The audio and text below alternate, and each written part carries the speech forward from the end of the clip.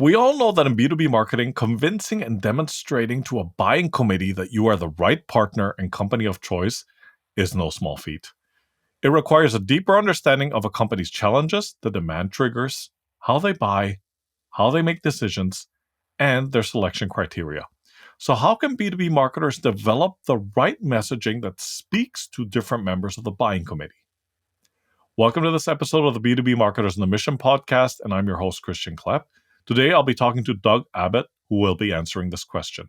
He's the CEO and founder at Contrasted, which helps B2B companies not only generate leads, but also get the right results.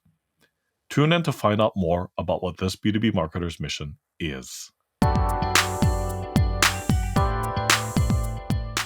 All right, and now I'm going to say, Mr. Douglas Abbott, welcome to the show. Thanks. Great to be here. Great to have you on the show, Doug. I'm really looking forward to this conversation because, man, this is something that I think B2B marketing teams really need to pay more attention to. Let's not keep the audience in suspense for too long. Let's just dive right into the topic if we can. Let's do it. All right, fantastic. Okay, so Doug, I'm going to say you're on a mission to combine strategy, execution, and proprietary AI to drive real pipeline. But for this conversation, I'd like to focus on the topic of how B2B marketers can develop messaging that speaks to different members of the buying committee. And I know a lot of people, they probably glaze over that, or they probably feel that that's someone else's job. But I have been in situations, as I'm sure you have, where I've seen that go awry, right? Mm-hmm. So let's kick off the conversation with two questions, and I'm happy to repeat them. Okay, so question number one is, why do you think it's so important for B2B marketers to understand who the different members of the buying committee are? And number two, where do you see most marketing teams struggle regarding the above? Yeah, so, I think the reason it's so important is that in most of these, large B2B purchase decisions, it's going to touch multiple departments. So, those decisions to buy a product, like they rarely rest with one person. There is the buying committee. So when you talk about the buying committee, each person is going to care about different outcomes, and they're going to want different things from a product, from a software.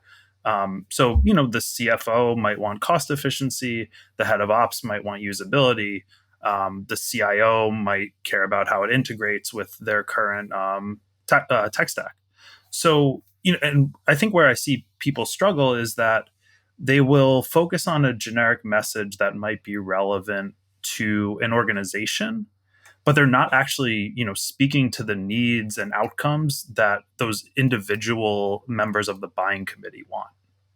Yeah, no, that's absolutely right. It's this whole I hate to use this because I feel it's so overused, but like one size fits all, right? Like it's one of these like, okay, well, let's just have this very top level generic messaging that appeals to everybody.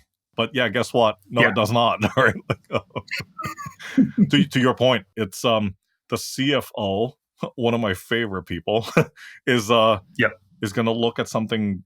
Is going to look at it from a different lens as compared to somebody who's in operations, who is in procurement. I imagine procurement / purchasing, who is in IT or the CISOs, et cetera, right? So yeah, exactly. Yeah. Okay. And why do you think it's all so based on that, and based on understanding that all of these people have different roles and responsibilities? What role would the marketing team have to play in investigating and finding out who those people are and what they're looking for? As a follow-up question. The marketing team should know everyone in the organization should know who the members of the buying committee are. If that's not happening, then, the marketing team should be talking to leadership, to sales, to everyone about, understanding who those people are. When it comes to, marketing's role, that's where we can talk about, how to focus messaging. So I think an overall kind of message about your company, what your product does, like one broad message, it's okay. But when you think about how to actually move people through the pipeline, you need to speak to each one of those people individually. So that's where marketing can help craft what those messages need to be to each one of those people on the buying committee. Absolutely. Absolutely. I'm going to move us on to the next question, which is about these. If we're talking about crafting the right messaging, right, for members of the buying committee, what are some of these key pitfalls that B2B marketers need to avoid, and what should they be doing instead? I would say that people are probably focusing a lot on product led messaging. My product does this, it does that. It can save X amount of time, X amount of money. All those things are good, but they need to be applied to the right person. So it should be focusing on audience led messaging. And then, later that'll bring us into how do you segment your audience? How do you target them differently? You'll need to figure that out. But you can have an overall message that goes to everyone, but you also need to supplement that with, the key benefits, values, outcomes that each person is going to get who's on that buying committee. Absolutely, absolutely. What are some of these other pitfalls that you think they should be avoiding, or perhaps what should they be doing instead? Is rather understanding like what each of the pain points of these members of the buying committee are, because that way they would understand. Okay, so the finance guy has a different pain point from the operations guy, which almost sounds like table stakes, but in reality, if you dig deeper to understand, okay, so that's what their challenge is, that's what they're mandated to do, and therefore that's what they're looking for in a solutions provider. That knowledge might be helpful, right? Yeah, exactly. And that's kind of where research starts to come into play. And I think that's another big area where marketing can Yeah, help. absolutely. And thank you for setting that up. And so please do tell, right? How can they help by and how can they lead with research? Walk us through that process.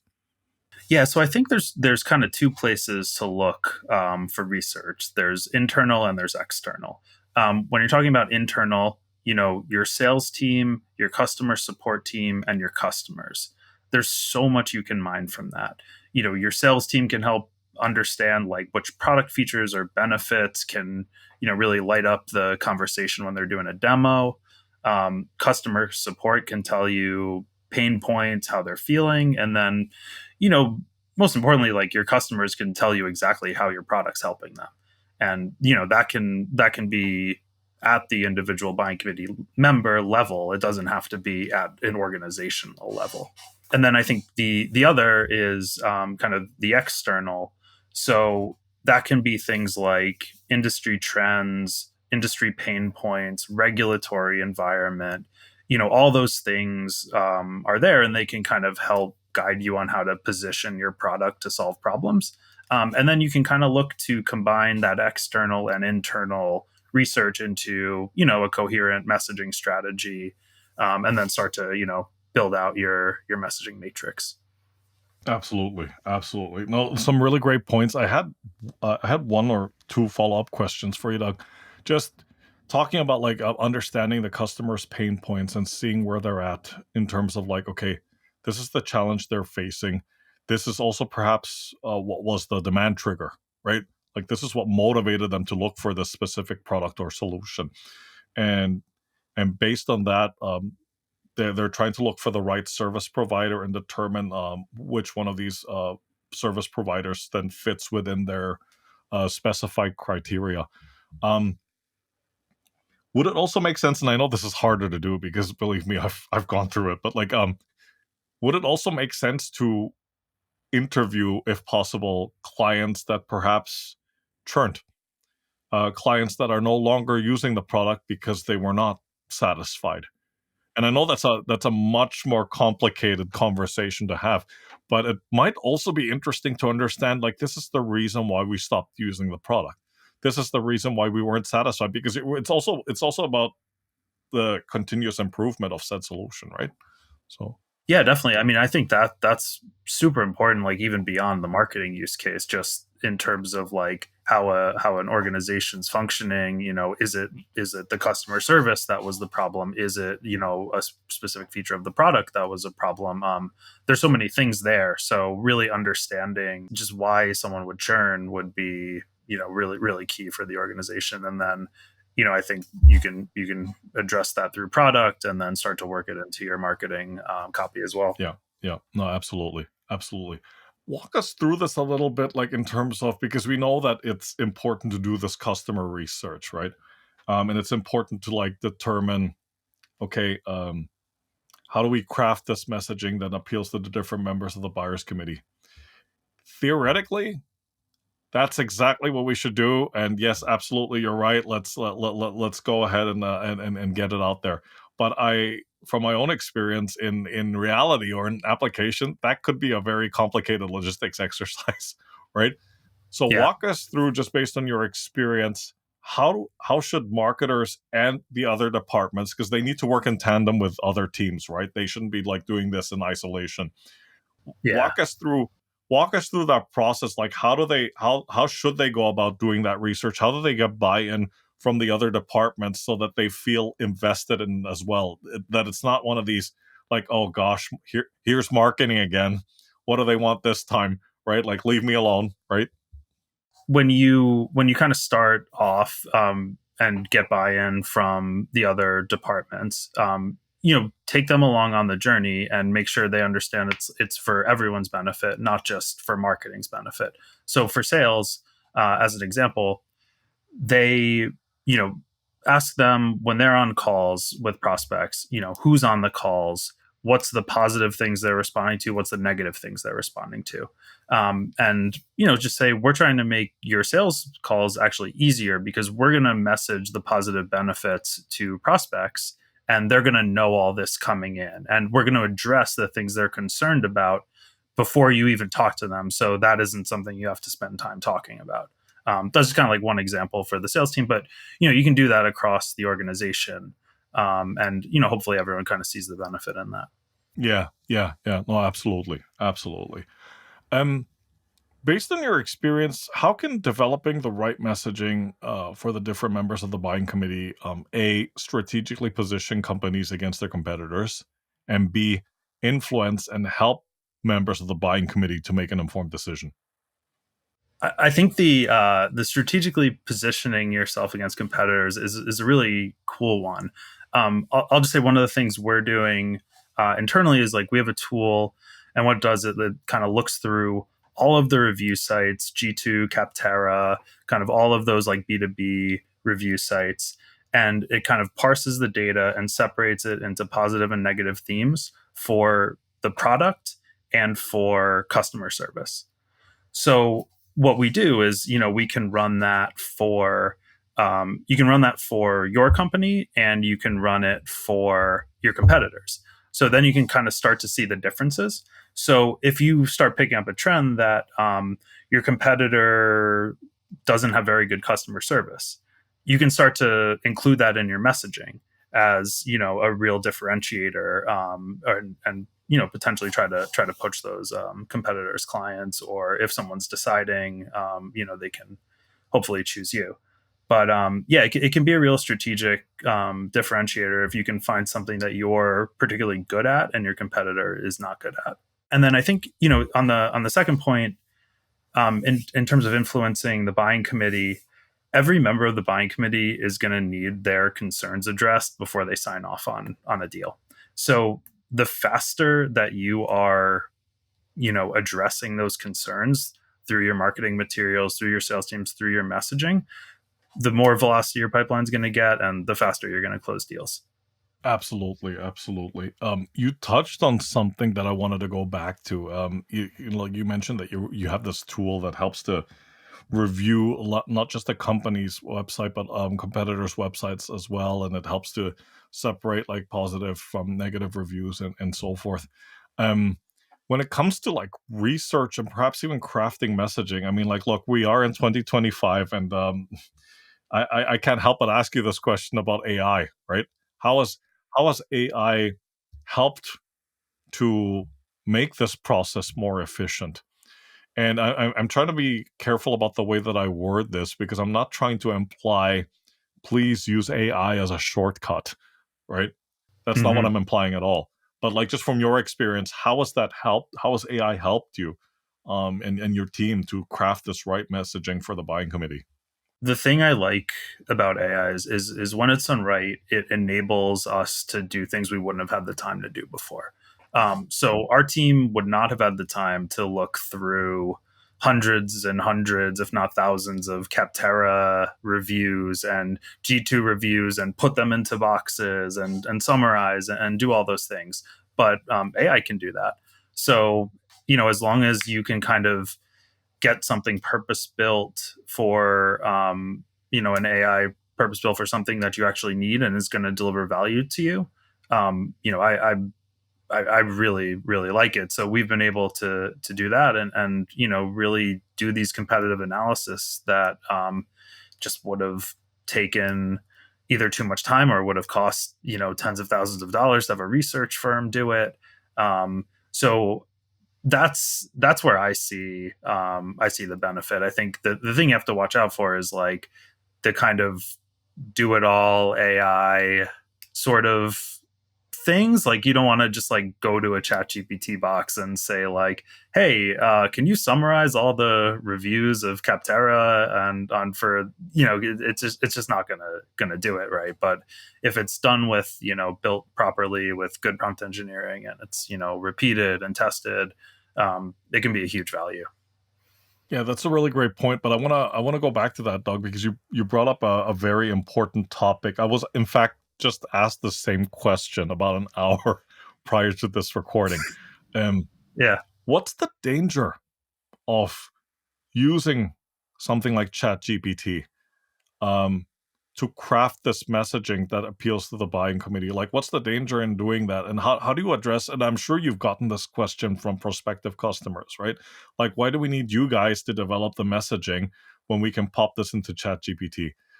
Talk to us about like what the danger is in doing that. Yeah, I would say the first danger is that like ChatGPT is very confident. Yeah. So Yeah. it's going to give you something and it's going to sound really confident about what it gives you. And, it might be right some of the time, but if it's not sure, it's probably going to make something up and just kind of tell you what you want to hear. So, the danger is that you kind of trust ChatGPT because you want to save some time or save some money on your messaging plan. You get a messaging plan that's totally wrong, and then you go spend your media dollars, sales time, sales team's time with an incorrect message that ends up kind of costing you more money because it wasn't properly vetted and wasn't the right message that your buying committee members kind of need to hear. And there you have it. There you have it. The other thing too is that ChatGPT will spit out something that's quite generic in my experience, and it's also really hard to verify because you can't really see the sources, right? That's the other thing. So it might lend itself to things like plagiarism, right? Which people who are not in this field or who are not in this discipline probably don't really think about much. But yeah, that is serious too, right? Yeah, and in all of the tools we Mhm. use internally for ourselves, they all have the AI tools. They all have they cite every Mm. source that they used to come up with something. This is more for when we're doing research, but yeah, you want to verify. You definitely want to verify. Absolutely, absolutely. And especially in this day and age where I don't know if this has been your experience, it certainly has been mine that the trust gap is getting bigger and bigger. Like customers tend to be more distrustful just because of how much Hmm. information or perhaps even misinformation is out there, right? So they always want to verify it, and that's why you have these fact checkers, right? Love them or hate them, right? Even after a press conference, fact check what he said, right? Yeah, yeah, totally. I mean, it's one of the key trends across like everything in life right now. Absolutely, absolutely. Um, if you can you give us an example, perhaps even from your own company of like a client that you've helped in terms of developing this right messaging for their clients buying committee, right? And maybe they were dealing with some kind of challenge and they came to you and then walk us through how you helped them solve that challenge. Yeah, so we go through a pretty comprehensive process where if someone knows exactly who their buying committee members are, that's great. We'll work with that, kind of do the research there to find their pain points, find the industry trends relevant to them, all those things. But if they don't, we will kind of start there with the buying committee, and then we'll kind of have them check internally, with their sales team to make sure like those are the people who are on the calls, who are signing off, kind of getting insights there. Um, we had one which was one client of ours there, like kind of like a ERP solution in like a really specific technical field, and they were talking a lot to the people who would use it on the day to day basis. But when we came in, we kind of realized that they weren't talking to the CFOs, and that was a potential blocker on a lot of the deals. So we started specifically messaging the CFOs in the relevant industry, and they've actually turned out to be one of the biggest lead sources, because they're on that buying committee and they hear, oh, we can get more efficient, both in terms of like our operations time and also save money. So it's a really kind of appealing message to them. Yeah, absolutely, absolutely. And again, it would have been difficult to like find that out had you not done any due diligence to like find out exactly, okay, so what is it that this specific function is dealing with, and what's motivating them? Again, going back to the whole demand trigger thing. What's motivating them to go out and find a solution, and what appeals to them that when they see the message, they'll be like, yeah, you know what, that's exactly what I'm going through right now. Yeah, exactly. And I think just as important is like addressing their concerns up front. Yes. So if, a problem in this particular example a lot of times is like it takes a long time to switch. If you're switching ERP, it's like, 6 months or 12 months to switch, and no one really wants to go through that. But this company is usually able to do it in about 6 to 8 weeks. So just like having that insight, getting it up front in the messaging can really, lay a lot of concerns, before they even happen. Absolutely, absolutely. Like it's like quantifying the benefits, right? Up front. Fantastic. Okay, we get to the point in the conversation where we're talking about actionable tips, and you've given us quite a bit already, right? But again, just imagine that there is somebody out there, a B2B marketer that's listening to this interview and that's saying, you know what? This topic that Christian and Doug are talking about, this really speaks to me because this is exactly what we're going through in terms of identifying who the members of the buying committee are and crafting messages specifically for them.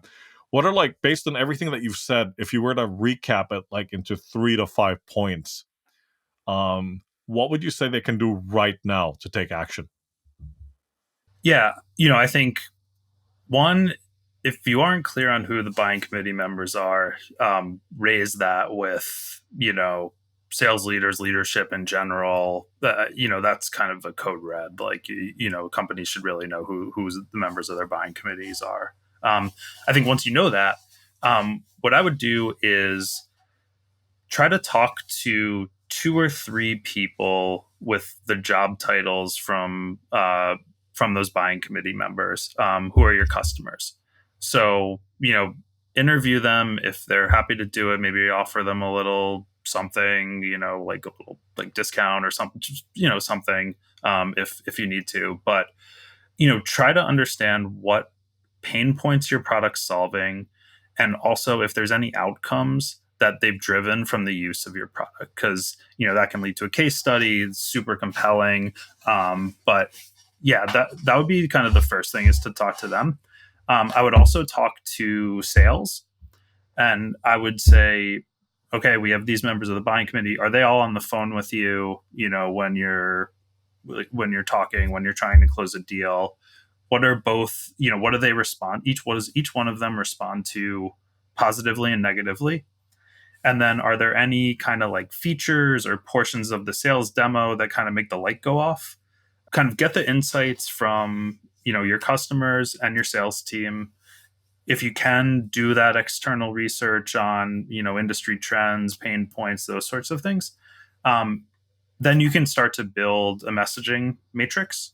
So you can say, okay, this is Um, Buying committee member one, they care about this. Our product solves it in this way, so we should message, in this way.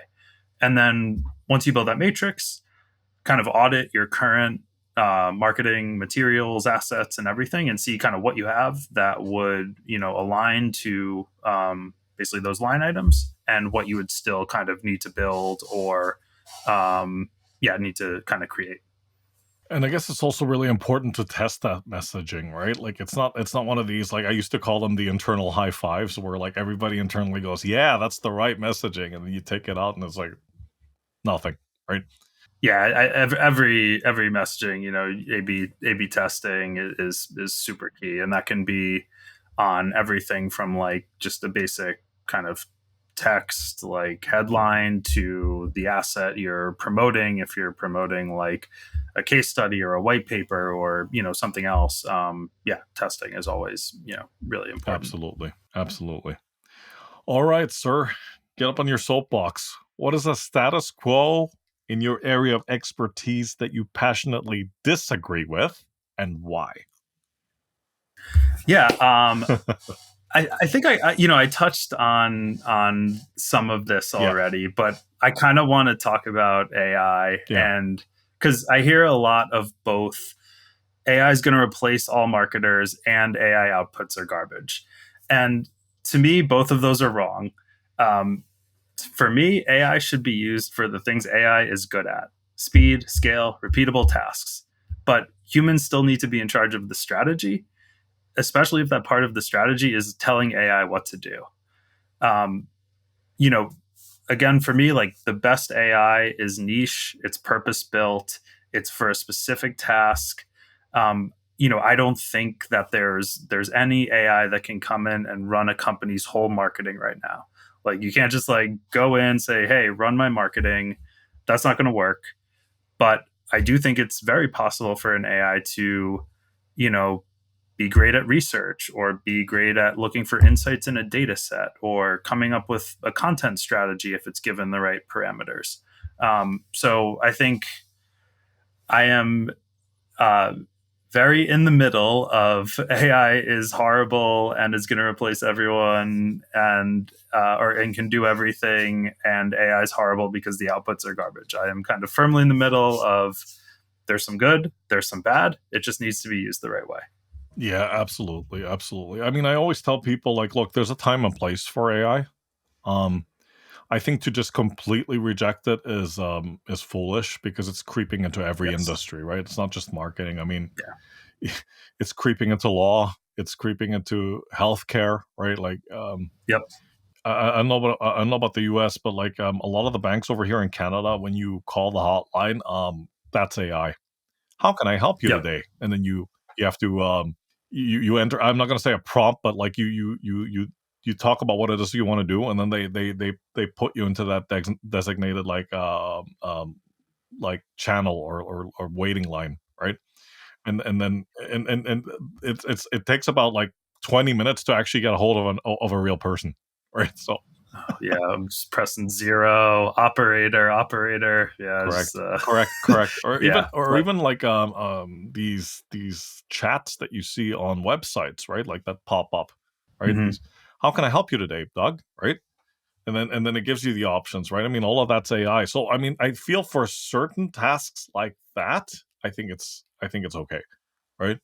But again, to your point, and I strongly believe this too. Do not like rely on AI to craft specific messaging for members of a buying committee in a specific industry segment that AI might not necessarily know much about. Right? You might use it to gather information that you use to craft the messaging, but ultimately, like, you need to be the expert. Yeah. So, you Yeah. know, use it to help you know make your expertise even more. Absolutely. Absolutely. So here comes the bonus question. So rumor has it that you once were based in a place called Singapore. And for those of you that don't know where that is, it's a small city state in Southeast Asia. And you set up your at the time your company's office and operations there, if memory serves me correctly. Um, so the question is, what did you learn from that experience abroad, and how has that influenced your life and your company? I mean, it was a really formative experience for me, and I think if I take one lesson from it, it's like, get out of your comfort zone, especially if you're kind of in your 20s and you're not tied down to a place, person, etc. I was, living in New York for a while, working at an agency there, got the opportunity to go over to Singapore, and yeah, I was kind of at the point where I was feeling like, okay, I've like been in New York, it's really fun, I like it, but it's starting to feel the same. And yeah, just, getting that opportunity to go over there really, opened up my whole like worldview, my experiences. I wouldn't have a company had I not done that. Um, and yeah, I think it's like, it can be a bit scary, but if you get the opportunity, like, just try something, get out of your comfort zone a bit. Yeah, fantastic, fantastic. Like, I suppose one of the significant differences, because I spent a bit of time in Singapore myself, right, is the work ethic. It's Hmm. significantly different from, I would say, North America, right? Like, not to say that I am an advocate of that type of work lifestyle, because I had colleagues that would really like power through the night, right? Mm. And that's Hmm. maybe not necessarily a very healthy mindset to have, right? But what Yeah. did you take away from that experience where people, it wasn't like it it wasn't uncommon. Let me put it that way, for lack of a better description. It wasn't uncommon for people to be at the office. They're still at the office at 8 or 9 in the evening taking calls. It helped me think about what I wanted, from my own Hmm. life, of like trying to eventually get to some more freedom of schedule, eventually kind of starting my own business. Yeah, I think it is kind of crazy to see. And we had another office that got later opened in Japan later, and that culture was like even more. It Yeah, was like, it was like people were just, were getting emails at midnight like every day. I was just like, oh my god, this is like crazy. But yeah, it's I guess you can take the positives and the negatives from, the places you go and what you experience, and just, try to apply them into what you want from life. absolutely, absolutely. Doug, this is such a great conversation. Thanks again for coming on the show and sharing your experience and expertise with the listeners. Please, quick intro to yourself and how folks out there can get in touch with you. Totally. Yeah. So my name's Doug. I'm the founder and CEO of Contrasted Marketing. We're a kind of small agency focused on strategy execution for B2B marketing. We've kind of our own suite of proprietary AI tools that we use. And yeah, we're kind of just, experts on LinkedIn, Google Ads, all the B2B platforms. Yeah, on a personal level, I'm a dad of two. I love playing basketball and watching English Premier League in my spare time. Um, yeah, and that's kind of me. So you can reach out to info@contrastedmarketing.com, or go to contrastedmarketing.com and fill out our form to get in touch. Fantastic, fantastic. So, who's your favorite team? Liverpool. Liverpool. Okay. How have they been doing lately? Like the last time I checked, it was yeah, they had a bit of a tragedy, didn't they? Like a couple months ago. Yeah, they did. That was very sad. Yeah, But yeah. yeah, the season just started last weekend, and yeah, currently the reigning champion. So Mm, they're good. mm, fantastic, fantastic. Once again, Doug, thanks so much for your time. Take care, stay safe, and talk to you soon. Awesome. Thanks so much for having me, Christian. All right. Bye for now.